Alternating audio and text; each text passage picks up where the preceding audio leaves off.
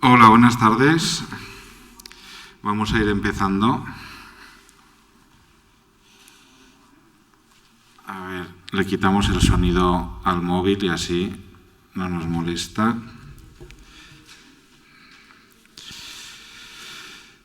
Bueno, como de costumbre, quería agradecer a la Sociedad Libertas 7, que es nuestra principal patrocinadora, a nuestros patrocinadores Bodegas Murviedro, que son los que nos ofrecen fielmente año tras año el vino que nos bebemos después de las presentaciones, y a Heineken, que desde hace poco pues también nos ofrece cerveza. Y bueno, quería agradecer a Marta Querol, a Javier Pellicer, a Sebastián Roa, que están hoy con nosotros para presentar esta obra, Retales del Pasado, esta antología de relatos históricos. Aunque no todos son del todo histórico, ya lo veremos después. Y quería agradecerles sobre todo a ustedes, al público, por acompañarnos esta tarde. Esta es una antología de diversos autores y bueno, pues ahora luego los mencionaremos y hablaremos de ellos.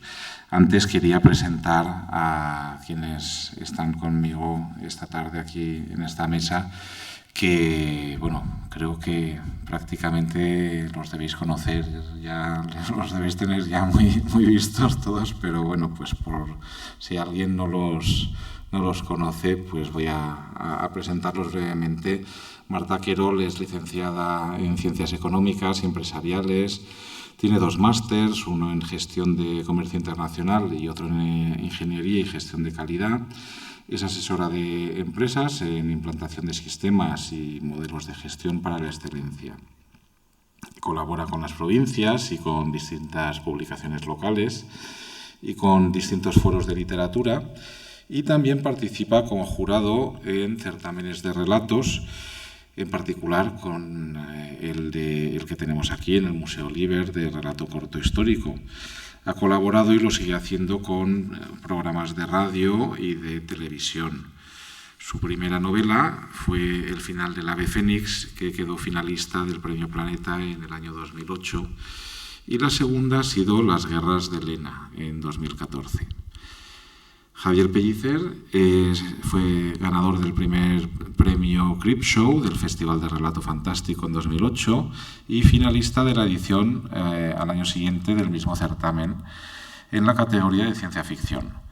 También ha sido finalista del certamen Monstruos de la Razón en 2009 en la sección de terror. Su trabajo, La ciudad de los monstruos, obtuvo un premio finalista, Accessit y mención especial en el primer premio de novela corta Catarsis 2008. Y su novela La sombra de la luna se ofrece gratis desde la plataforma solidaria Un libro, un euro. El espíritu del lince, de la misma edición que la antología que presentamos hoy, Pamies, es su primera novela oficial, una aventura épica ambientada en la invasión cartaginesa de la península ibérica en el siglo III a.C. y fue elegido autor Nobel finalista en los cuartos premios de literatura histórica de Islibris, de la página web Islibris. Con su segunda publicación, Legados, en las ediciones Holocubierta, Pellicer vuelve al género fantástico con una obra homenaje a las aventuras clásicas del género, así como al mundo de los juegos de rol. Sebastián Roa, él, bueno, pues creo que es el que veis más a menudo aquí acompañándome en esta mesa o en la de arriba. Sí, se cambia de look a menudo. Él, es aragonés de nacimiento, valenciano de adopción. Me oís decir esto muy a menudo. Él compagina su trabajo en el sector público con la escritura y él ha ejercido varias veces como jurado en diversos certámenes de relato histórico y en particular también en el que hacemos aquí, de relato corto histórico. y es colaborador habitual en eventos literarios. Ha participado como autor en diversas antologías de relato, como esta misma que presentamos hoy, y es autor de las novelas Casus Belli en 2007, El caballero del alba en 2008, Venganza de sangre en 2009, La loba del Andaluz en 2012 y la última novela, El ejército de Dios, que es de 2014, creo, ¿no? No, es de este año, ¿no? ¿Es de 2015? Te la he adelantado un poquito. Su obra, Venganza de sangre, venció en el segundo certamen de novela histórica, comarca del Cinca Medio, y en 2010 mereció el premio Ex Libris al mejor autor español de novela histórica. Y en 2011 fue ganador del noveno certamen nacional de relato histórico Álvaro de Luna con el relato medieval Cantar de Altabella. No vamos a presentar a todos los autores que hay en esta obra, en esta antología, porque son 19 y, bueno, pues si los presentásemos a todos, pues nos pasaríamos aquí la tarde solo presentándolos. Pero, bueno, sí que me gustaría resaltar que aquí hay autores de gran calidad, autores que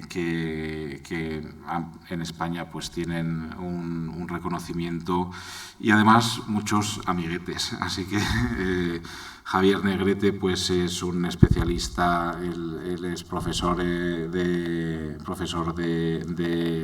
clásicas en un instituto y ha publicado varias obras sobre Grecia antigua, tanto ensayos como novelas. Y bueno, pues Miguel Aceituno lo hemos tenido aquí también presentando en esta misma casa y es un especialista en temas marítimos y ha escrito varias novelas sobre esos mismos temas. También Olaya García también vino aquí cuando bueno, no, al final no vino, creo que no pudo, cuando las jornadas de Ex Libris. Ella es especialista en el mundo persa y bueno, pues ha escrito varias novelas sobre esa época. Y bueno, pues Carlos Ourensanz también ha escrito varias novelas sobre la época, el mundo árabe andalusí. Y han tenido bastante repercusión. Y bueno, aquí esta antología de relatos va desde el relato más antiguo, que es el de Carolina Molina, que ocurre en el Antiguo Egipto, hasta el relato más moderno, que es el de Sebastián Roa, precisamente, que ocurre durante la Segunda Guerra Mundial en Japón, pasando por la antigüedad, la Edad Media, la Edad Moderna y la Edad Contemporánea, y por los más diversos países, desde la España medieval, la Francia revolucionaria y la Persia sasánida, etc. Y con muy diversos puntos de vista y muy diversas formas de escribir. Javier Negrete hace una ucronía de Julio César, como le gusta a él, ya ha escrito varias ucronías. ¿Qué es una ucronía? Pues bueno, una ucronía es cuando... ¿Qué habría pasado si a Julio César no lo hubiesen matado? Cuando llega a Roma después de cruzar el Rubicón, y ¿qué habría podido hacer Julio César? Pues bueno, pues aquí cuenta algún proyecto que podría haber hecho. Esa es uno de los relatos.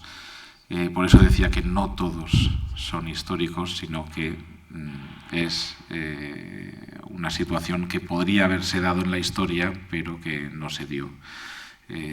Y bueno, pues creo que se llama El desafío de las águilas, ¿no? Uno que cuenta Javier Negrete de si Alejandro Magno no hubiese muerto. Alejandro Magno y las águilas de Roma, eso es.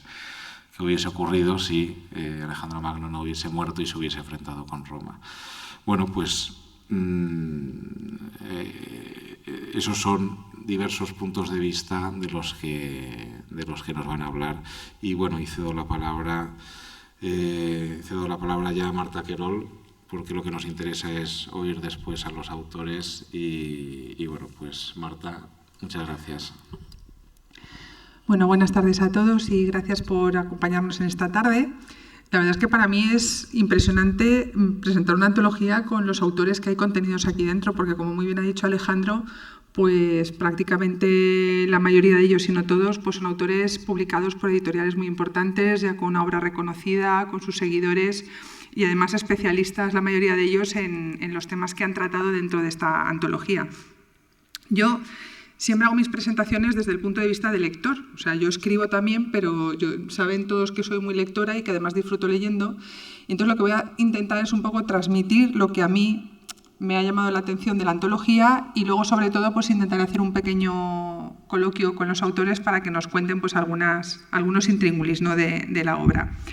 Como también ha comentado Alejandro, los temas son variadísimos, porque claro, la historia es amplia y puede uno remontarse hasta muy lejos. Pero lo que sí que es cierto es que sea la época que se trate, al final las pasiones humanas, muchas de ellas, pues evidentemente son las que son y son las mismas que tenemos en la actualidad. Y entonces nos podemos encontrar con relatos antiquísimos por su ambientación, que sin embargo son actuales porque nosotros mismos nos podemos ver reflejados en situaciones o en sentimientos que se reproducen aquí dentro de la obra. A mí, por ejemplo, pues me hizo sonreír en cierta medida la ucronía de la que hablaba Alejandro, ¿no? Porque además le encontré un cierto paralelismo, yo no sé si os ha pasado, pero con lo que es el boom inmobiliario que tenemos aquí y todo ese tipo de actuaciones inmobiliarias sin sentido que uno tira para adelante sin pensar en lo que puede pasar ni nada de eso, ¿no? Y sin embargo estamos hablando de Julio César, ¿vale? Entonces es una ucronía un poco muy original, muy curiosa y que a mí pues me despertó una sonrisa y además pensé, ¿lo habrá hecho con esa doble intención o esto se me está pasando a mí por la cabeza? Pues eso, porque le doy muchas vueltas a todos. Luego pues tenemos fábulas sobre judías hermosas que tuvieron romances, tenemos historias sobre la avaricia, y hasta dónde puede llevarle a uno el ser avaro y las consecuencias que eso puede tener. Tenemos fábulas en la antigua Persia que parecen como sacadas de cuadros pintados en el Museo del Prado. Tenemos una historia toda ella alrededor de un cuadro preciosa sobre la tempestad, que es una historia muy, muy bonita. Una historia de amor. Entonces tenemos de todo, tenemos amores, tenemos guerras, tenemos... En el Antiguo Egipto hay una historia muy bonita también sobre las paradojas de la vida, ¿no? Que a veces uno desea mucho una cosa y justo cuando deja de desearla es cuando llega, ¿no? Entonces hay muchos sentimientos reunidos dentro de esta antología que son completamente actuales y que cualquier lector, sea aficionado o no a lo que es la novela histórica o el relato histórico, la puede hacer propia, ¿no? Yo, entre los relatos, me ha llamado también la atención la calidad de cómo está escrito. O sea, realmente se nota que es gente con muchísima experiencia, se nota que es gente que sabe escribir muy bien. Y yo voy a leer solo una muestra, que enseguida se verá de qué época es, porque es un relato que también ha mencionado Alejandro. A ver, estoy aquí con toda la tecnología desplegada, que estaba antes con el móvil precisamente por eso, pero espero verlo porque esto es chiquitito. A ver, aquí voy. Es un fragmento muy chiquitito, voy a leer 4 líneas, pero a mí me gustaría que se fijasen incluso en cada una de las palabras que se emplean para describir la situación, porque yo simplemente leyendo ese párrafo a mí se me puso la carne de gallina. Cruzaban el aeródromo hacia la pista con su cancelado futuro a cuestas, acarreando los años que ya no vivirían, con los besos que nadie les daría, con los hijos que jamás tendrían. Temblaban, pero era 3 de diciembre y hacía frío, así que resultaba fácil engañarse y pensar que el miedo no era la causa. Yo creo que las palabras están más que medidas. O sea, para mí la poesía que hay en ese párrafo de unos jóvenes, como ha comentado antes, pues uno de los relatos está ambientado en Japón, que se van a enfrentar a la muerte, es tan hermoso, es tan bello, que ya a partir de ahí yo estaba metidísima en la historia y siguiéndola.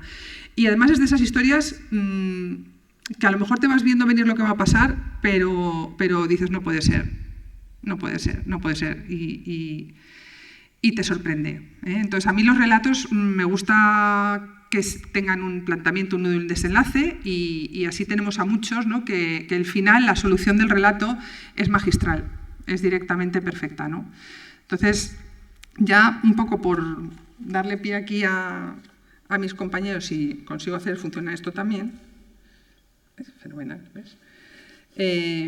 Bueno, yo quería preguntar ante todo, porque eso no sé si lo hemos mencionado antes, la antología es benéfica. La antología se ha hecho con una causa bonita, una causa buena, y me gustaría que uno de vosotros dos nos explicara a todos el porqué de esta antología y a qué van a ir dedicados los beneficios de la misma.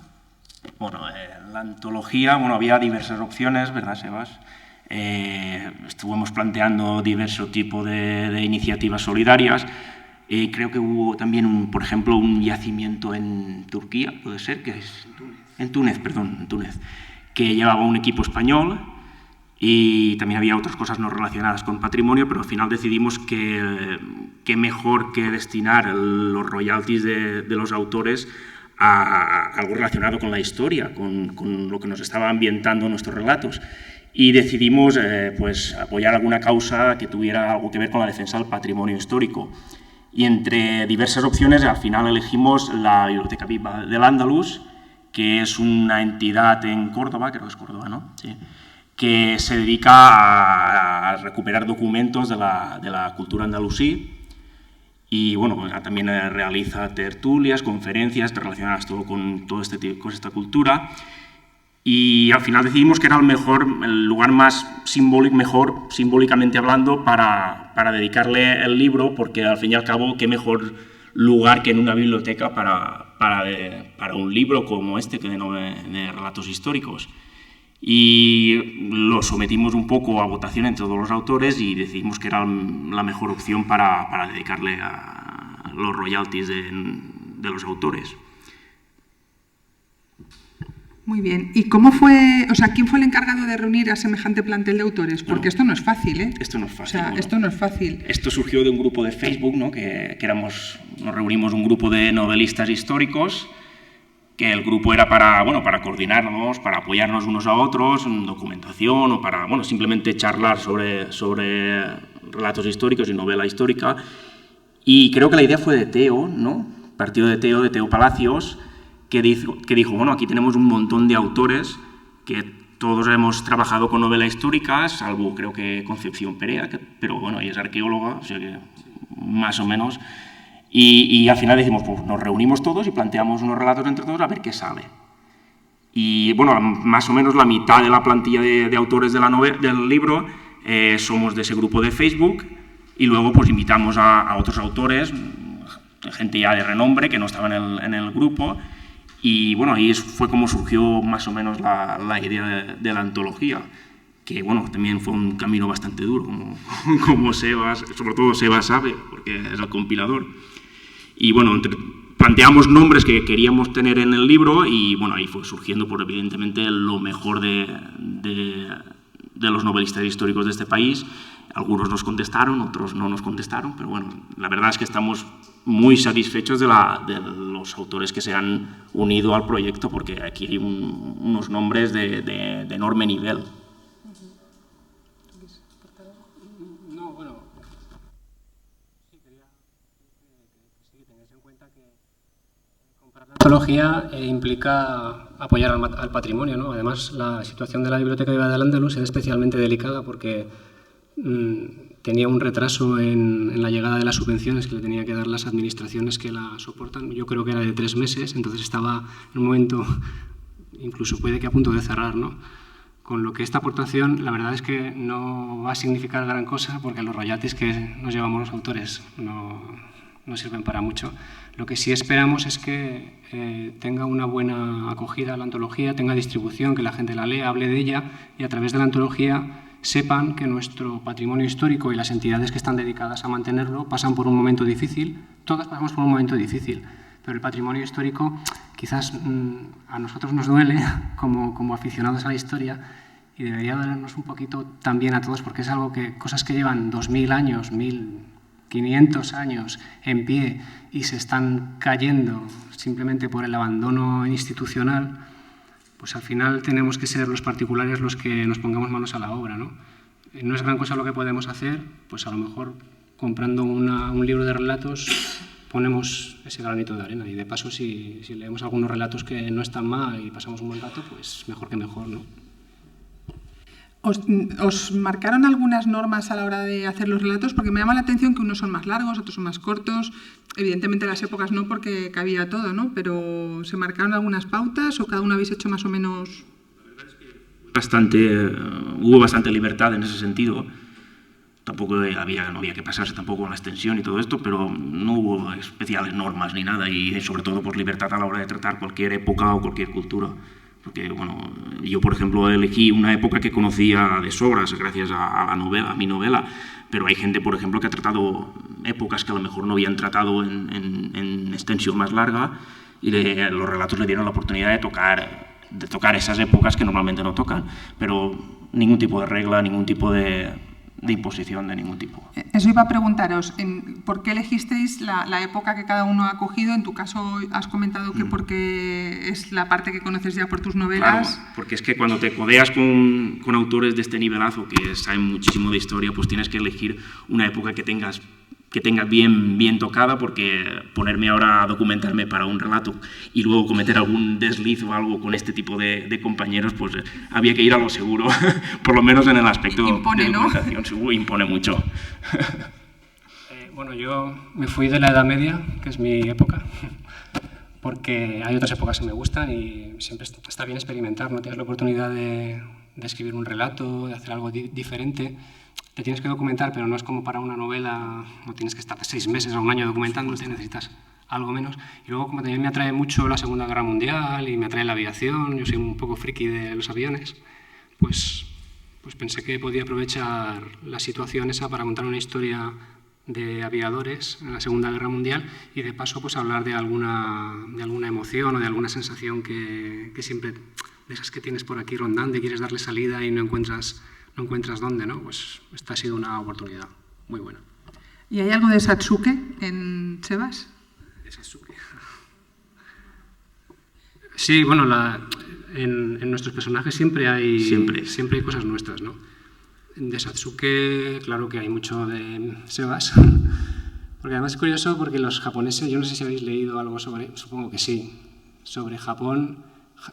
Para mí la cultura japonesa es algo ininteligible prácticamente, no consigo, es tan diferente, es muy atractiva, es muy exótica, es muy apasionante, pero me cuesta mucho, ¿no? meterme en la mente de los japoneses. Pues como me cuesta mucho, y como soy aragonés de nacimiento, pues eso es lo que me faltaba, ¿no? Entonces tengo que poner a Sebas dentro de Satsuke, porque hombre, yo intento que Satsuke se comporte como un japonés de los años 40 del siglo XX, pero claro, yo quiero que esté Sebas ahí dentro. Sí, además que Satsuke es un personaje muy reflexivo, sí. O sea, realmente lo que estamos asistiendo a lo largo del relato es a las reflexiones internas del propio Satsuke de cómo él ve la filosofía japonesa en determinados aspectos. Entonces tú has tenido que hacer como un encaje de bolillos, ¿no?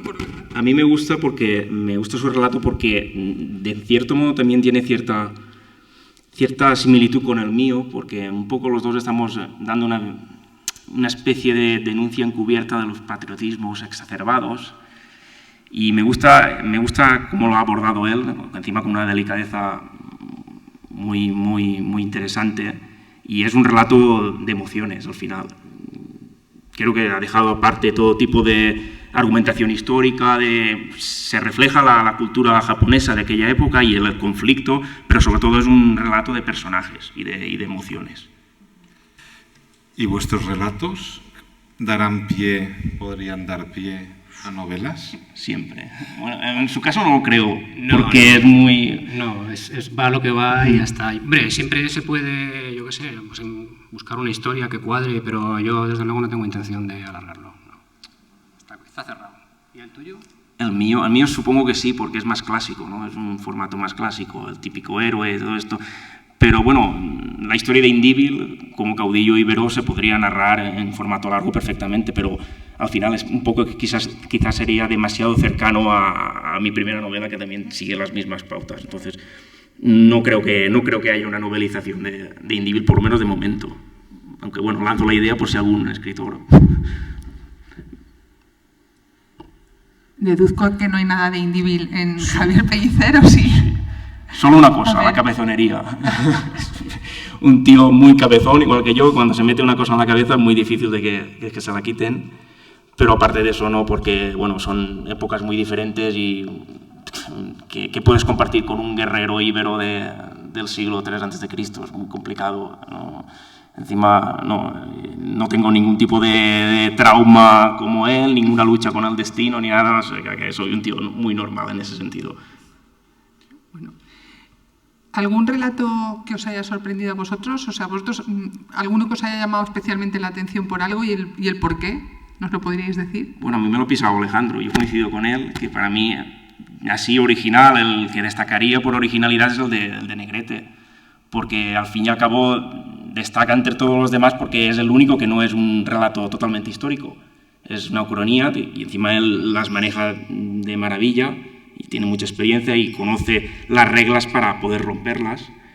Y me encanta sobre todo de ese relato, ya no solo lo que el experimentar con lo que habría pasado, sino sobre todo el nivel de ambición de un personaje que se cree por encima incluso del resto de seres humanos, se cree prácticamente una deidad. Se cree casi el pocero, ¿eh? Sí, casi, una cosa así. Bueno, iba a dar otro ejemplo, pero casi que no, porque estamos en Valencia. pero sí. Dalo. Sí, bueno, ya no están, creo que ya no están por aquí, por eso lo digo. No, pues por eso. Pero me encanta sobre todo eso de el hombre contra la naturaleza y el nivel de ambición que llega a alcanzar una persona por simplemente escapar de la muerte. Me gustó mucho eso, sí. La originalidad, por supuesto, porque es el único que no es un relato totalmente histórico. No, y además habla con una Nereida. Sí, mitología pura, está ahí metida. Llega hasta el punto de la fantasía, además de la ucronía. Y encima es un terreno que él maneja como pocos. Es genial en la fantasía y en la historia también, pues lo conjuga todo y crea una fusión. A mí me encanta, bueno, yo soy fan de Negrete, eso tampoco lo voy a descubrir ahora, pero sí, es el que más destacaría en ese sentido por original. Yo, bueno, pues es que la verdad es que es difícil porque están todos muy bien. Además, una cosa que hemos hablado muchas veces, ¿no? Que la narrativa histórica se puede mirar desde distintos puntos de vista, ¿no? Hay novelas, o sea, historias más noveladas, hay novelas históricas, hay algunas, como por ejemplo la del Negrete, que se sale, ¿no? De lo que serían los cánones del género. Hay otras que no, que se ciñen bastante a la historia, y aquí se puede disfrutar de relatos de todo tipo. Además son cortos, con lo cual no tienes que leerte una novela de 700 páginas para ver cómo es uno de los subgéneros que acaban en el género y luego pasarte a otra. No, en un mismo día puedes leerte 3 o 4 historias con enfoques totalmente diferentes, algunos muy históricos, otros muy dramáticos. Yo no sé, destacar, a mí la de Negrete está muy bien. Luego hay algunas que están muy bien escritas, por ejemplo, el de Olaya, La partida de caza, está muy bien escrito. Sí, pero es que Olaya también es un nivelazo de autor. Magdalena La Sala tiene un relato que es poesía también, es muy místico y muy poético, y me gusta cómo está escrito. José de Cora es genial el relato suyo, tal como está escrito. El de Ceituno también. El Ceituno, claro, sí, ¿no? El tema naval, la responsabilidad, el deber, lo cuenta además. Lo maneja perfectamente. En primera persona te llegan además más profundamente, ¿no? Yo destacaría 2 que me gustan a mí, ¿no? Uno sería el de Javi, curiosamente porque el relato que hace él es el tipo de historia que suelo escribir yo. Una historia épica, con épica vista de pájaro, pero también que entra dentro de los personajes, ¿no? En el momento ese culminante, ¿no? En el que matas y mueres, ¿no? También con sus momentos Moscatel, le ha dado tiempo a todo. Y destacaría el que has nombrado tú, el de Carla Montero, La tempestad, un relato que está escrito alrededor de un cuadro y de una historia de amor.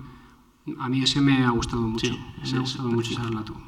Yo además, se dan las circunstancias, no sé, es una de las autoras que invitamos después, ¿no? Entonces yo había leído todos los relatos previos porque estuvimos trabajando en la compilación, en la revisión de relatos, y ese fue de los últimos que leí. Y me gustó mucho, me dejó bastante impresionado.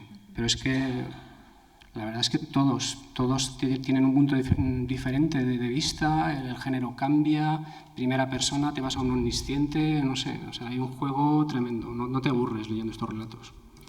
A mí el de Magdalena la Sala me ha gustado, que cuenta la historia de Safo, de Safo la poetisa o la poeta, y de su final. Safo, como sabréis, o si no lo sabéis os lo cuento, se suicidó.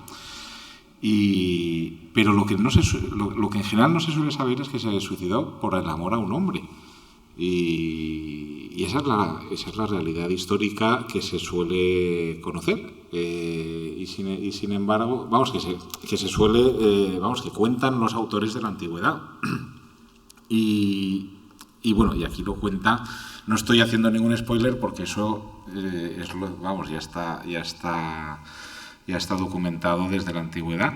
Ella lo que hace es narrarlo de una manera, como bien has dicho, fantásticamente dramática, y desde el punto de vista de la mujer que la ama. Y entonces precisamente ahí es donde se añade esa tensión dramática. Pero lo que me ha gustado es precisamente eso, que está transcribiendo la realidad de un hecho que en general se desconoce y, al contrario, se ha tergiversado enormemente. Y en ese sentido es para lo que muchas veces sirve la novela histórica o el relato histórico, para volver a poner la historia en su sitio. Y luego es eso, es que lo transmite el dolor de esta mujer que ama y que ve cómo se le escapa entre los dedos su amante. Sí, la verdad que hay mucho dramatismo también en varios relatos. Creo que la mayoría de relatos potencian mucho, sobre todo eso, los personajes y sus dramas personales. Creo que es una constante en todo el libro. Yo, por destacar uno más que me llamó muchísimo la atención, al margen de los que ya hemos hablado, que como he dicho al principio también son de los que más me han gustado, el de María de Estrada, la conquistadora de México, de Ricard Ibáñez. Me ha impresionado el tono del relato.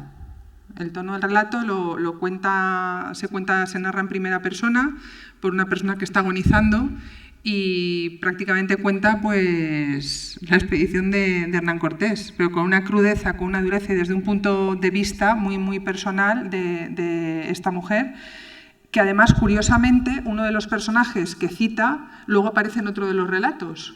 Sí, que yo pensé, juraría que esta es la misma que ha nombrado antes, y me fui a comprobarlo, ¿no? En La sombra de nadie, de Mado Martínez, doña Marina vuelve a salir el mismo personaje que ha salido en el de María de Estrada, que era una de las hijas, la Marina era una de las hijas de Montezuma, por lo que... Sí, una princesa... Sí, una princesa...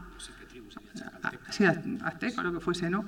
Bueno, pues el relato que hace es espeluznante y realmente es lo que era, ¿no? Entonces, me gusta ese relato por la dureza, por el tono, por cómo está narrado, porque yo creo que, y eso es una apreciación mía muy personal, que cuando los hombres escriben en primera persona como si fuera una mujer, le dan unos matices interesantes a los personajes. Y la verdad es que es un relato que también me ha gustado mucho porque me ha resultado sorprendente. No, es muy variado, o sea, como veis, lo mismo, hay otras historias como que me han llamado la atención por la temática, porque me ha parecido curiosa y original, la de el luchador de lucha hindú. Ramón Muñoz, sí. Pues un poco que es la decepción que a veces nos llevamos con los mitos que nosotros mismos nos forjamos, ¿no? Subimos a la gente a unos pedestales y tenemos una imagen de ellos, y luego a veces pues la realidad nos decepciona, y esas decepciones son difíciles de sobrellevar. Y bueno, como digo, son tal la variedad de temas que se tratan, de épocas, que resulta muy ameno de leer, que resulta muy fácil de ir parcelando, de cogerlo a ratitos, ¿no? En función de que uno tenga más o menos tiempo para leer, decir, bueno, pues me cojo este que es más largo, me cojo este que es más corto, y de una sentada liquidar una historia y quedarse uno contento de haber leído algo que realmente vale la pena. O sea, que yo personalmente os la recomiendo a todos. No sé si... Sí, la verdad es que las antologías tienen una mala fama y unas malas ventas bastante evidentes, pero a mí me escama porque es un formato extraordinario para disfrutar. Tú te coges lo que dices tú, te coges un relato, lo disfrutas esta tarde y mañana más. No te ves obligado a concluir una historia de 500 páginas o 300 o los que sea. Entonces, yo soy un enamorado de los relatos porque encima he participado en un montón de antologías y creo que es una pena que los lectores no apoyen más. Bueno, cada lector es soberano, al fin y al cabo, pero es una pena que este género no esté más difundido y tenga más ventas, porque creo que es un formato magnífico para disfrutar de la lectura. Y una pregunta más. ¿Seguís el mismo método cuando escribís novela que cuando os vais a enfrentar a un texto tan corto? Bueno, depende. Hombre, con las limitaciones evidentes de la extensión de lo que se va a escribir, ¿no? Pero me refiero de planificación, de tal, de fechas, Sí, pero... todo ese proceso que llevas tú con tus postis, con... Yo, a ver, sí, no, porque tiene que haber una trama y la trama tiene que estar completa. Claro, no te puedes recrear tanto en la evolución de los personajes, ¿no? Porque no hay tiempo, no hay espacio. Tienes que tener muy presente el principio y el final, sobre todo. Tal vez no trabajar tanto con la parte media. La verdad es que escribir relatos es bastante difícil, ¿eh? Yo lo veo muy difícil. Porque en una novela, claro, tú no estás limitado y si necesitas completar un arco, pues claro, si son 400 páginas y si son 600, te hace falta 600, pues escribes 600. Pero en un relato estás limitado a 3.000 palabras o 6.000 palabras y en cuanto te pases un poquito te das cuenta de que ya no cabes. Te tienes que buscar la vida. Y que te constriñan así es complicado. Yo creo que es más difícil escribir relato que novela.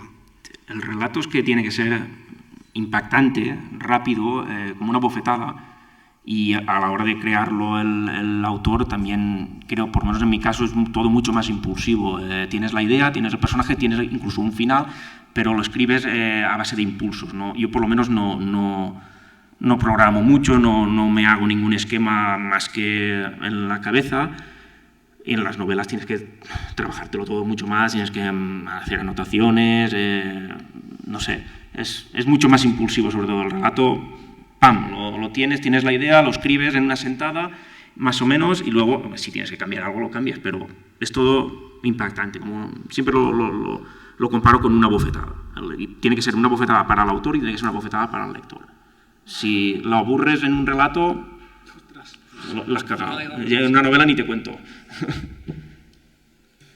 Y yo tenía una pregunta. ¿El orden de los relatos? Es culpa mía. Sí.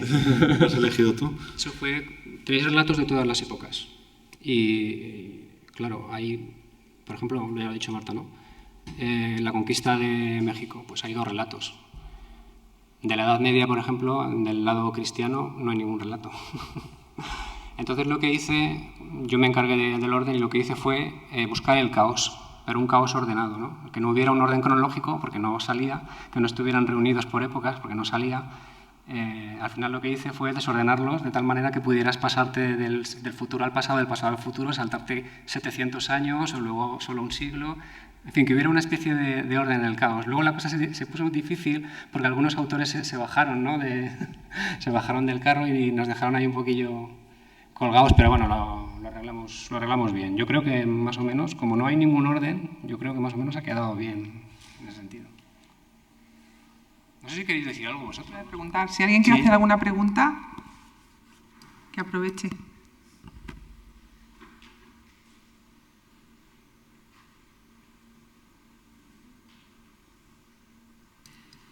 Qué tímidos habéis salido. A ver, Ángeles. Reunir a tanta gente está claro que es difícil, que es complicado reunir a tanta gente de acuerdo en un objetivo común. ¿Habrá repetición? ¿Habrá otra futura antología? ¿Seguiréis pensando en trabajar esto, buscar otro motivo otro objetivo para hacer una donación? Como el museo, por ejemplo. Yo la alternativa que yo propuse tenía que ver algo con esto más, lo que pasa es que no prosperó. Yo la verdad es que lo he pasado un poco mal, ¿eh? Porque además he estado trabajando muy de cerca con Teo, hemos estado compilando, Javi también ha estado, porque aunque figuramos Teo y yo, él estaba siempre en todas las decisiones. Y no sé, no me quiero extender mucho en esto, pero las hemos pasado putas a veces. Sí, yo creo que no habrá segunda parte, pero bueno, tampoco se puede saber al futuro. Hombre, pero la verdad es que el fin es loable, ¿no? Y si no sé, pues te pones y ya está. el problema fue dificultad. quizás que no elegimos bien el método. Sí. Fuimos demasiado democráticos y no voy a decir más, pero creo que ese fue el problema. Pero bueno, también se aprende y a lo mejor en un futuro decimos, bueno, vamos a volver a hacer algo, no lo sabemos. Coordinar a tantos autores, y además son autores que tienen ya obra y todos tenemos nuestro ego, ¿no? Y nuestra vanidad. Imaginad, ¿no? Pues los desacuerdos en las decisiones, en cuestiones a veces nimias, a veces incluso absurdas. Absurdo, sí. No sé yo si habrá otra. Sí, Teo Palacios también acabó bastante quemado, sobre todo. También. Sí. Concha tuvo que sujetarlo para que no se lanzara. Sí. Suele pasar con los que organizan antologías, ¿eh? Yo ya he pasado por eso, intenté darles algún consejillo, pero es que la verdad es que cuando manejas a tanta gente, si no pones unas reglas desde el primer momento, la cosa es complicada. Porque el darle un cariz democrático a todo esto, pues claro, todos tenemos nuestras opiniones y no estoy de acuerdo, otros sí que están de acuerdo, no sé qué, no sé cuánto, y al final hay enfrentamiento. Siempre hay algún tipo de enfrentamiento, no es que fuera una cosa sangrante, pero hubo disensiones y algunos pues dejaron el proyecto y otros pues... Heridos graves solo, muertes sí, no. Pero bueno, también es normal en este tipo de antologías, sobre todo si no hay unas reglas establecidas, es comprensible que ocurran estas cosas. Pero bueno, al final el resultado es satisfactorio y encima pues es para un buen fin y la gente, por lo menos las críticas que han salido, no han salido muchas todavía, pero las críticas que han salido de momento son bastante buenas, así que si a la gente le gusta y conseguimos lo que queríamos, que es dar visibilidad al patrimonio histórico, pues perfecto, todo se da por bueno.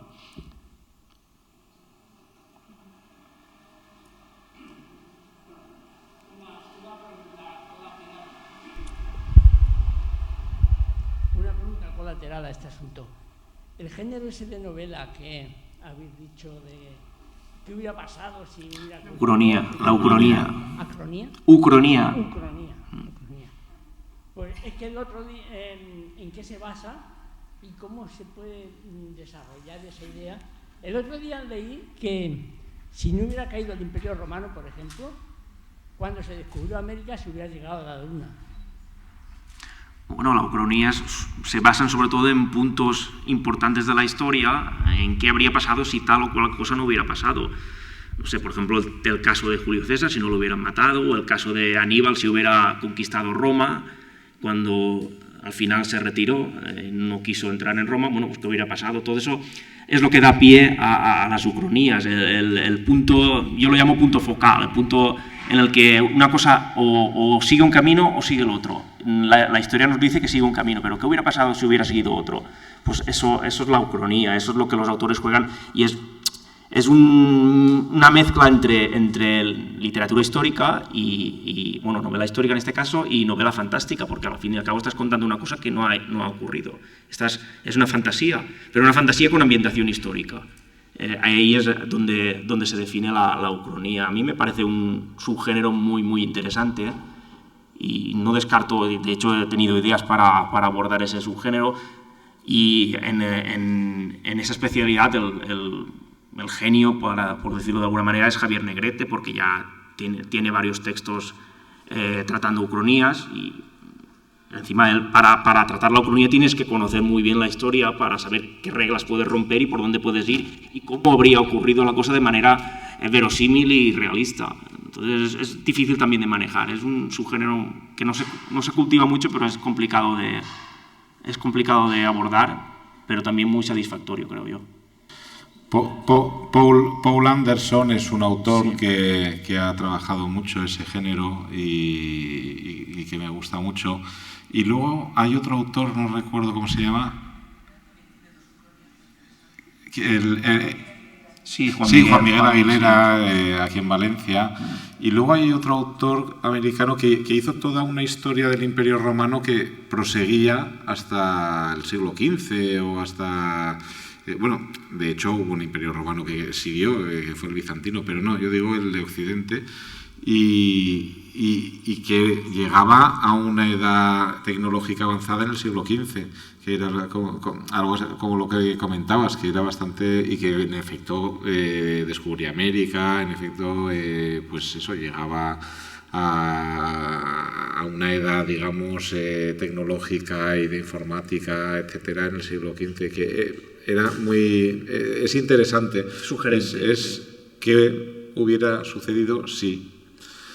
Y bueno, requiere mucho trabajo por parte del autor, porque además de tener que hacer todo el estudio histórico para resultar creíble, tiene que, bueno, pues que adaptarlo a un futurible que no ha ocurrido. Es casi también un ejercicio de ciencia ficción también. Sí, ficción sí, dura, sí. Porque te basas en una base sólida histórica, pero luego tú tienes que fantasear. Entonces... yo recuerdo cuando era pequeño, yo leía unos cómics americanos en el cual era qué pasaría si peleaban distintos personajes de distinta época y todo. Y bueno, luego eso han ido saliendo ucronías, que de verdad hay 1000 cosas para aplicar ucronías interesantes. El problema que yo veo con las ucronías es que si un autor se dedica a ellas para hacer una novela de gran extensión, cuando un autor conoce los hechos reales, bueno, lo otro es todo fantasía, pero ¿no creéis que desmerece un poco al final y está señalando algo que aparta de la verdadera historia, cuando hay tantas cosas en la historia que se tienen que suponer porque se desconocen? O sea, no sé, ¿creéis que puede alcanzar el mismo nivel? Es que claro, no. Yo creo que si el autor necesita para contar lo que él quiere contar, necesita hacer una ucronía, yo creo que no desmerece en absoluto. Pero claro, yo es que soy también un poco rebelduco con el tema de la novela histórica. Entonces, el autor yo creo que tiene que tener libertad. Si no le viene bien seguir la historia, pues cambia un punto crucial, desarrolla su trama, que es lo que a él le interesa, para que sus personajes evolucionen y el lector pueda empatizar, o para construir una trama que te haga pensar, reflexionar y que te impacte fuerte. Que para eso necesita la historia auténtica o una historia que se ha inventado, pues eso es lo de menos.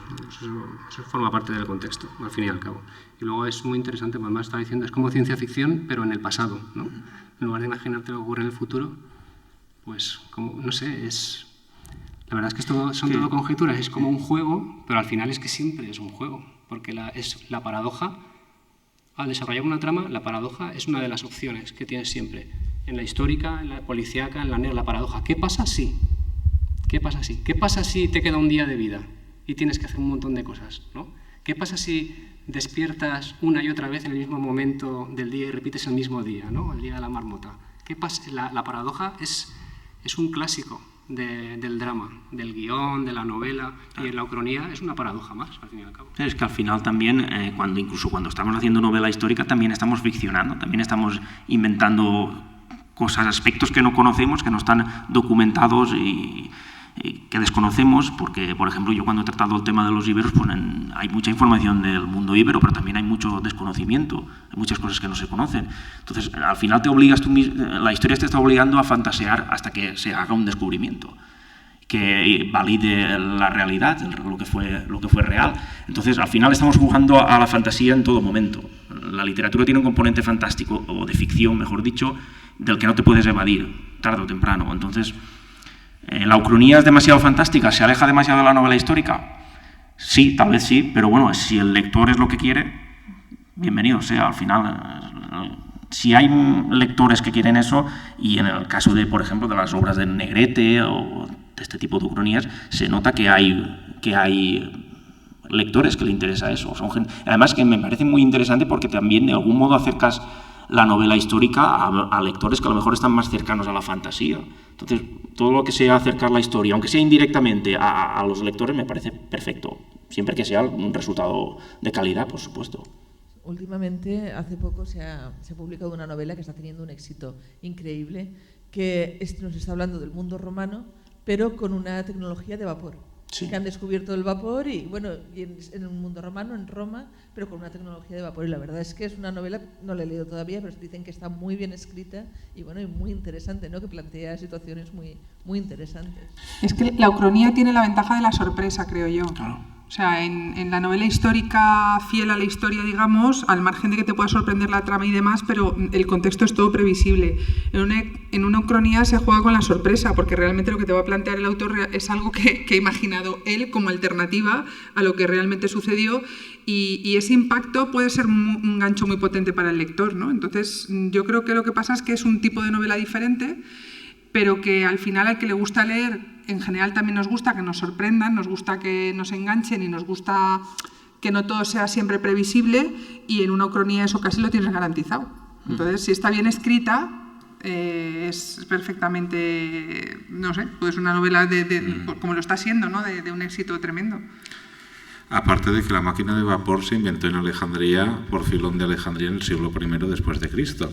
Lo que pasa es que la utilizaban como una curiosidad de feria, porque claro, como tenían esclavos, ¿para qué iban a necesitar una fuerza motriz? Era jodido, sí. Es decir, si se tiene, ¿para qué vas a utilizar una energía que cuesta más que la que ya tienes? Mientras haya esclavos, pues... Pero bueno, en todo caso sí, el género de la ucronía, y yo como a mí, que soy historiador, me gusta mucho por eso, porque te permite plantearte las los árboles, las ramificaciones que podía tomar la historia. No sé si habéis leído Fundación de Isaac Asimov, lo de la psicohistoria de Harry Sheldon, donde planea todas las posibilidades que la historia puede tomar. Y entonces, bueno, pues la ucronía es un poco... Sí, eso, creo que es la ucronía absoluta. Eso es la ucronía absoluta. Es el estudio de todas las ramas que puede tomar la historia en un momento dado, pero ya planteado de manera absolutamente científica. Pues bueno, pues esto es en novela, coger una de esas ramas y plasmarla.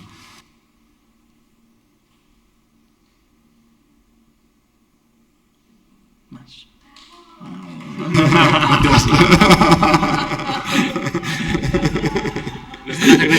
Sabía que eso te gustaría.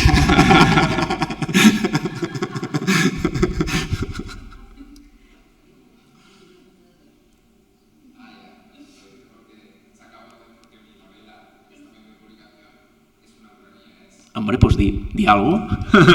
Ilústranos. A ver.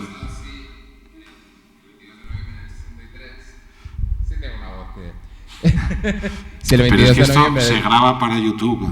Claro, sí. pero con la voz que tengo, di micro.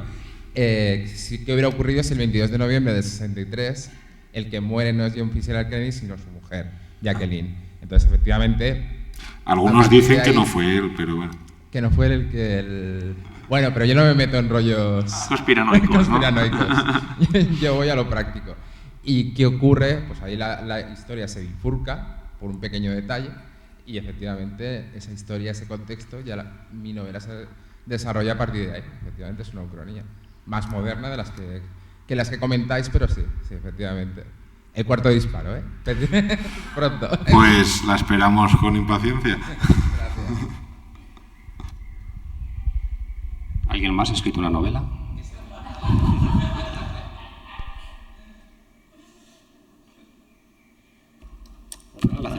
Pues si no hay más preguntas, los autores estarán encantados de firmaros sus obras. Os voy a informar de los próximos eventos, porque aquí, como ya sabéis, no paramos. Entonces, la semana que viene, el 25 de junio, presentaremos aquí en este mismo patio El último paraíso de Antonio Garrido, que está muy bien. Ya me lo he empezado a leer y la verdad es que está muy bien. El 2 de julio presentaremos Bárbarus de Santiago Castellanos. Esa aún no me la he empezado, pero bueno, ya os contaré. El 10 de julio... Bueno, la de Antonio Garrido la presentaré junto con Ramón Palomar. La de Barbarus la presentaré con Josep Asensi, aunque él aún no lo sabe, pero es que pensaba que iba a venir, pero... ¿Eh? ¿Cuál? Ah, ¿la presentas tú? Ah, pues entonces no, la presentaré con él. Bueno, es que al final no me lío. ¿Ya te la han mandado? Yo la tengo leída ya, una maravilla, una novela. ¿Veis? Es una maravilla, el que ya se la ha leído. El día de julio presentaré con Isabel Barceló La paz de Troya, y esa sí que ella lo sabe, de hecho fue ella la que de Natalia Saint-Martí. Y tenemos una excursión a Madrid el 18 de julio, no por nada, porque caía en sábado, para ver el Madrid de los Austrias, la exposición de Zurbarán en el Museo Thyssen. Luego tenemos un viaje a Provencia romana, del 9 al 12 de octubre, con base en Arles, y visitaremos Arles y Nimes, o Arles-Nimes. Tenemos un taller de arte para niños en inglés los sábados a las 11:30 y 12:30, los próximos sábados. Y tenemos un curso de la organización que se llama Arqueros de la Palabra, Comunicación para el Éxito, del 29 de junio al 2 de julio, de 16:30 a 20:30, que es para jóvenes de 12 a 17 años, aunque igual lo ampliamos a 18 años, que creo que había alguna interesada impartida. Ya, pero es que sí, me han dicho que a 18 aún, pero bueno, ya, luego hablamos. Impartido por Carles Herrero,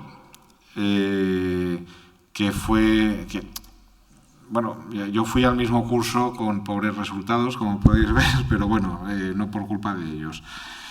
Y bueno, pues... Y nada, para acabar, deciros que somos una fundación sin ánimo de lucro, que al que no se haya hecho amigo aún del museo es una vergüenza y que ya os estáis haciendo. Así que creo que quedan pocos ya, que ya sois casi todos. Pero el que no se haya hecho, pues es baratito y os devuelve Hacienda los 2/3 del coste. Así que sale por, creo que con lo que devuelven sale por 10 euros o 15 al año. Así que vamos, que con el coste del vino y la cerveza ya está más que pagado. Así que, y nada, y el que no tenga el libro, pues aquí en la mesa lo tiene. Muchas gracias y buenas noches.